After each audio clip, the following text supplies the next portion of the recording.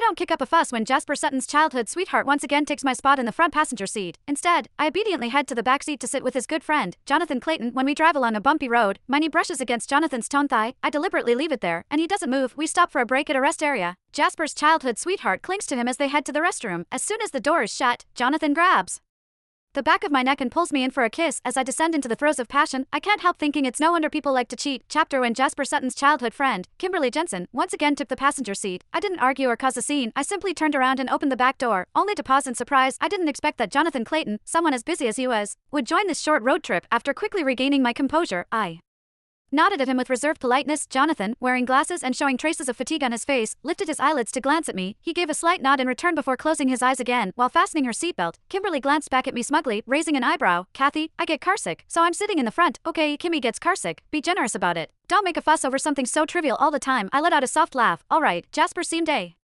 little surprised but didn't say anything more because Kimberly had already shoved a half-eaten piece of bread into his mouth. This tastes bad. Help me finish it. Okay, Jazzy. Without even frowning, Jasper naturally ate the rest of the bread. Kimberly glanced at me through the rearview mirror, sticking out her tongue playfully. I ignored her and grabbed a bottle of soda, trying to open it. The cap was tight, and I still couldn't get it off after 2 attempts up front.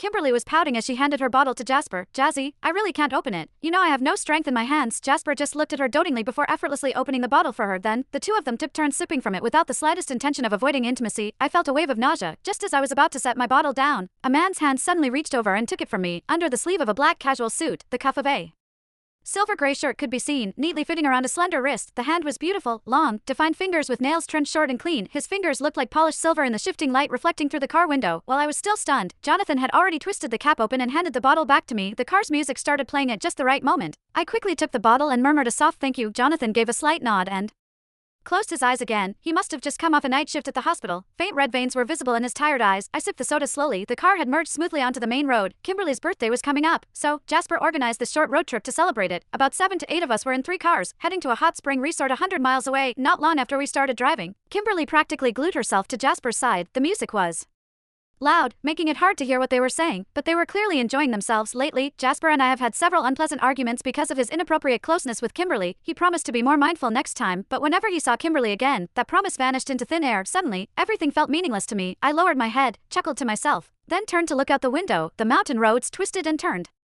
with the occasional loose rock scattered along the path. As the car jolted, I couldn't help but lean to the side. My bare knee under my skirt brushed against Jonathan's thigh, pressed tightly against it. I wanted to move away instinctively, but then I noticed a faint reddish mark on Kimberly's neck. Even a fool could recognize it. A kiss mark. There was no need to guess who left it. In that instant, a surge of defiance rose within me, and I simply froze, leaving my knee where it was. Just then, Jonathan opened his eyes and looked at me. I pretended to be perfectly